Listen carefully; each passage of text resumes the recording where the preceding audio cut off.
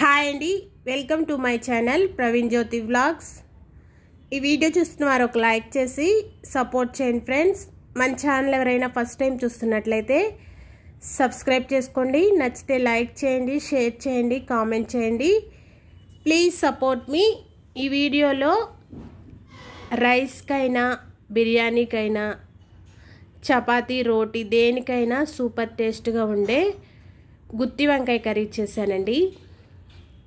ఈ కర్రీ చేయడానికి మసాలా కోసం 2 టేబుల్ స్పూన్లు పల్లీలు తీసుకున్నాను. 2 టేబుల్ స్పూన్లు పల్లీలు తీసుకొని ఫ్రై చేసుకోవాలండి. ఈ ఫ్రై అవుతుండగా 1 ఇంచి దాల్చిన చెక్క, 4-5 లవంగం మొగ్గలు వేసి దీనిలోనే ఫ్రై చేసుకుంటున్నాను.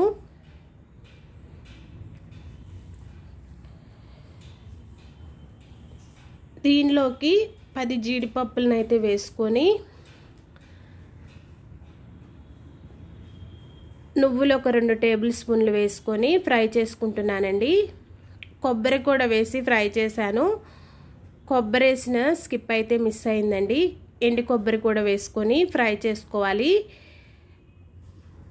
కొబ్బరి పొడి ఉంటే పొడి వేసుకోవచ్చు, లేకపోతే కొబ్బరినైనా వేసుకొని ఫ్రై చేసుకోవాలి.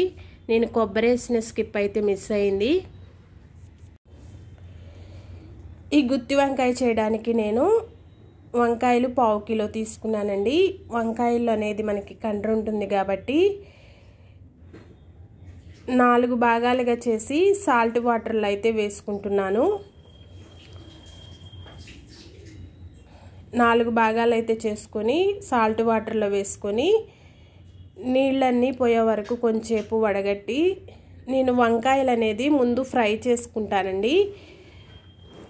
ఈ కర్రీని మసాలా రెడీ చేసి మసాలా పెట్టి కూడా రెడీ చేస్తారు. నేనైతే ముందు వంకాయల్ని ఫ్రై చేసుకుంటాను.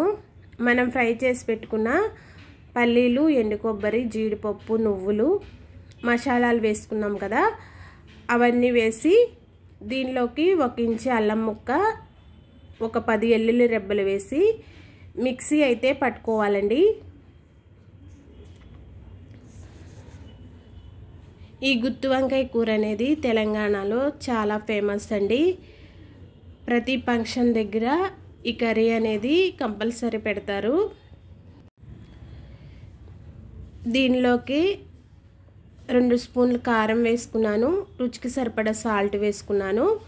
వేసుకొని ఇది మిక్సీ అయితే తగినన్ని వాటర్ వేసుకొని ఒకసారి మిక్సీ పట్టుకొని దీనిలోకి మీడియం సైజు ఉల్లిపాయ 1 వేసుకున్నానండి.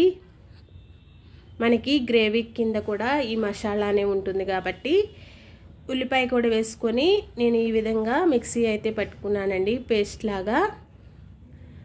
మనం ఫ్రై చేసి పెట్టుకున్న వంకాయలు అయితే ఉన్నాయి కదా, మనం మిక్సీ పట్టి పెట్టుకున్న ఈ మసాలాని ఈ వంకాయల్లోకి నింపి పోపు అయితే వేసుకోవాలండి. మనం వంకాయలు అనేది ముందే ఫ్రై చేసాం కాబట్టి మనకి వంకాయల్లో పెట్టకపోయినా ఈ మసాలా అనేది డైరెక్ట్ వేసిన ఈ వంకాయ ముక్కలకి మంచిగా పడుతుంది. ఈ కర్రీ పోపు కోసం 1 స్పూన్ జీలకర్ర వేసుకున్నాను. 2 పచ్చిమిర్చి వేసుకున్నాను. వేసుకొని కొద్దిగా కరివేపాకు కూడా వేసుకొని